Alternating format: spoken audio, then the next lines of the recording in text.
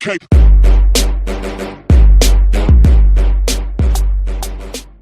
So we are in the thick of Age of Sigmar 2.0, and one of the best things to happen is that some of the older battle tomes are getting an update. If you are new to kind of the grand story of Age of Sigmar, there was this event recently that happened called the Necroquake, where Nagesh, supreme god of the undead, tried to siphon all the death magic into himself. He was going to raise up all the dead in every corner of the realm, snuff out all life, suck every soul into himself, basically becoming like the ultimate power.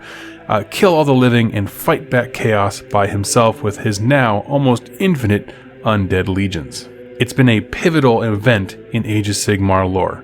There is kind of this like before and after the Necroquake. And around that narrative event, the game itself has evolved, entering its second edition. So a lot has changed both narratively and gameplay wise. And as we look at the books that were printed before that story arc and design, they're certainly still good, but they do have this kind of catching up to do in terms of what are those armies doing now that things have shifted so dramatically, and that is exactly what today's topic is about. The Blades of Khorne, one of the most iconic Chaos factions, recently got a new battle tome, updated war scrolls, and everything like that. And in this video, I want to chat about those updates to the lore specifically. How was this faction affected and changed by the Necroquake? And what are the things I'm most excited to see in the stories? So kind of to keep this organized, I want to divide it into two kind of subsections, like updates, things that they kind of tweaked and kind of brought up into kind of a present era, and then also new stuff, new information that just wasn't present before in the last book. As far as the updates, the kind of things that were tweaked and tuned up a bit, I like the introduction to Khorne in this edition, this book, more than the last one. And I'll be doing a lore video on the god himself soon, but it offered a lot more insight into what Khorne is like. Not just crazy lunatics, but also martial prowess and motivation and all those things that make him a very excellent character with a lot of different motivations and things like that. He can express himself in more ways. Also clarified a little bit more are demons. The nature of demons in Age of Sigmar is different. If you're someone who's coming from 40k, demons are very different. For example, it's spelled out very clearly in this book, they are permanent once they are summoned in. They all fight and scrabble to get kind of a permanent place in the realms, have a physical body in the realms, and once they achieve that, they don't just go away once the battle's over. This makes them terrifying because if a battle escalates enough for the demon legions to start pouring in mass, these are real troops that will then be able to just do campaigns in the realms. They don't need food, they don't need water, they can fight at an incredible rate without any kind of replenishment. And what's interesting is that they also become these champions. They also want to please Khorne and rise up their own personal demonic path to glory. And so you'll see how bloodletters will come in and they'll fight amongst each other, try to outdo each other, and some will become heralds and receive blessings just as moral followers would become champions and things like that. Some of the greater demons, the bloodthirsters for example, if they are able to come through into the mortal realms again, having a completely physical presence that doesn't dissolve over time, they can have entire warbands that worship and follow them, as seeing them as sort of these embodiments of Khorne's will and approval in the realms. Right? That's the closest they're ever going to come to being in the presence of Khorne himself while alive. Another thing that the book, it was already existing there, but it really kind of highlights and kind of fine-tunes the wording of, it highlights his disdain for magic even more, pointing out specifically the Tzeentch flux cairns, which is how they trap and power up magic like batteries, Sylvaneth wildwoods, which are places of great magic, and as an army specifically, the Seraphon. Which makes sense, we are in a narrative period where magic is at the forefront ever since the Necroquake happened, and so this is a great time to transition to that focus for this army. Now getting into the actual new stuff that just didn't exist before, this is really related to the Necroquake and Nagesh and things like that. So if you're not familiar, the Necroquake broke the way Age of Sigmar universes work. Okay, magic is now unrestrained, it saturates the realms. When a wizard casts a spell, sometimes if there's enough magic infused in it, it will take on this low level of intelligence and become its own force of nature, and we call these endless spells. If you haven't seen the set, that's what those represent. Along with that, the armies of the dead rise in every corner of the realm, and all of these things really, really anger Khorne. You cannot emphasize enough how mad he is about it. there's kind of 2 points I want to hit on here. The first one is simple enough, is that he doesn't really enjoy fighting death armies. There's no blood, there's no screaming, there's no raw physical might to combat. There's not two champions in this epic battle putting their absolute best martial prowess together. The things that enthuse him about war simply are not present, but what is present is magic, that little bit of magic that keeps the undead alive and active and animated. It's infuriating to him, and so he gets his armies kind of caught up in a no-win deal. They go out to fight and destroy wizards, right? The wizards that are animating these undead, because they can't leave a challenge unanswered.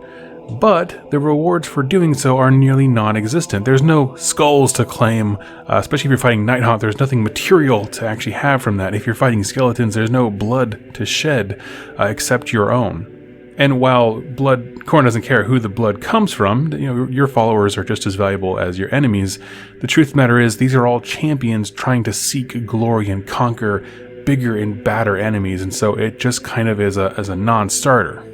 It's a call that has to be answered, but it does little to progress each warrior's path to glory.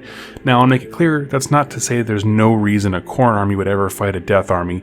They fight them quite a bit. Khorne has sent his legions into Shyish himself to go take on Nagesh.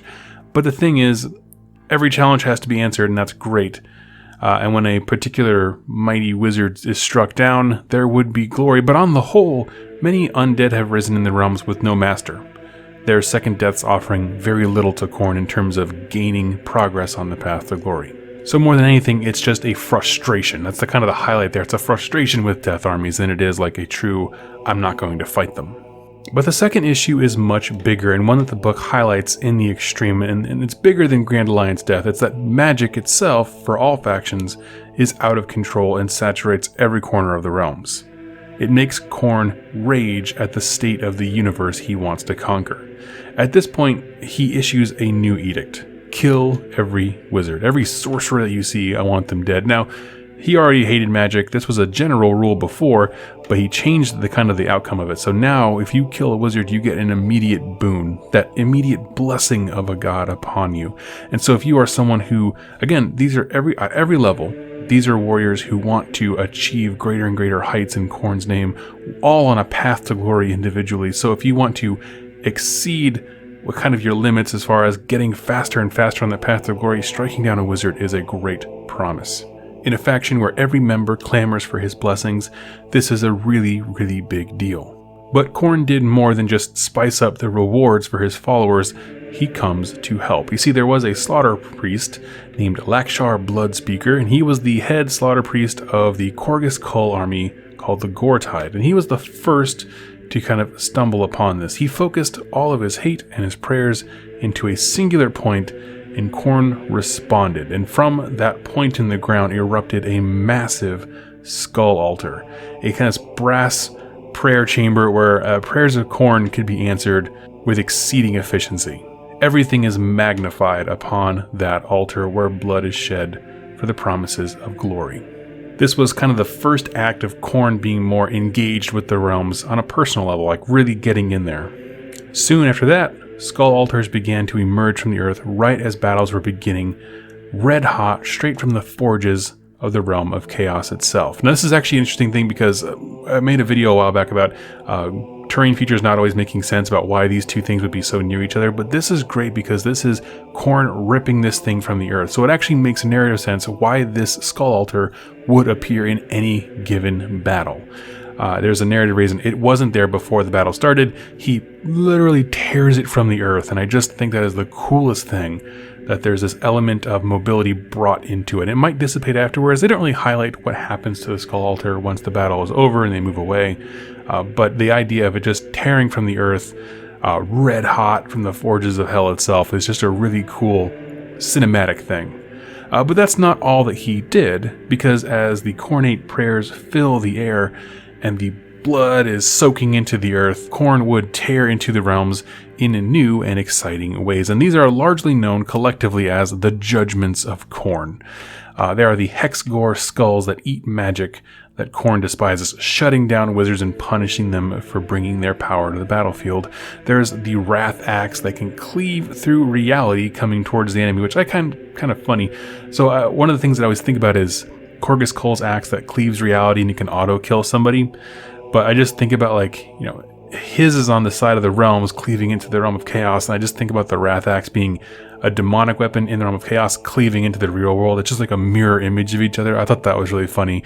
It's not confirmed, but it's just the thought that comes into my mind when I think about it. And then the last one is the Bleeding Icon, which sort of appears to pronounce the victory of Khorne and supremacy of him as a god.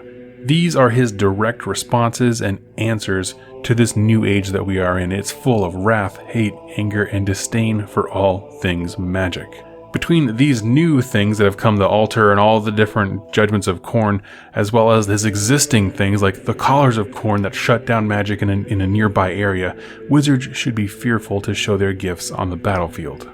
And that really is the big takeaway from the lore updates. Now, admittedly, Khorne is one of the newer books. Like, it's not super old, like, say, Seraphon or something like that. So the updates weren't as dramatic. It was really just focused around the Necroquake and cleaning up some wording and some war scrolls and things like that. But it was a really great stuff. There were a few minor things I wanted to touch on. Was they did alter the timeline a smidge and just cleaned it up to make it match the things that we see in the core rulebook as far as their origins in the realm of Akshi and their supremacy there. It definitely appeals to Khorne. One thing I was a little bit bummed about was they didn't really offer new information really about Korgus Kull. He was the perfect villain for the opening of the Realm Gate Wars, constantly going toe-to-toe with the Stormcast Eternals. And so they just didn't add too much to his story arc there. They say he's still out there, still angry, still has not attained demonhood. But they didn't add too much to him, but he is still there if you want to use him in your narratives. All in all, I think the real improvement is the style of book, right? The language is updated, the narrative stuff is just streamlined. By that I mean it's just written better, it's more concise. I feel like the paragraphs mean more for each character and unit, and it just looks amazing. There's a lot more artwork, a few sketches about the weapons and things like that. It just looks fantastic, and it's an amazing read. It does make me very excited for the upcoming Fyreslayer's Battle Tome, which is even older than the last edition of the Khorne one, so there's going to be even more updates, more character, more fine-tuning of the lore and the setting and things like that. So I'm very, very excited about that. I hope you're enjoying these update videos because they're not really, like, all the minor stuff for the units stayed very much the same. It's not really... doesn't really deserve a whole week dedicated to it again just to have a lot of videos saying the exact same thing, but these videos really are more designed like, what is the Necroquake? How did it affect people? And I think that's incredibly important. So friends, thank you so much for watching. If you are interested in Age of Sigmar lore more, you can go ahead and consider joining my little book club with a link down below. Right now we are reading Black Talon First Mark by Andy Clark. There's a link down below for you and you can go check that out and join us. At the end of the month, we're going to be doing a large video review and I'll have a guest on and we'll talk about the book in detail. Be sure to click subscribe if you haven't already, and thank you so much, and I'll talk to you in my next video. Happy wargaming.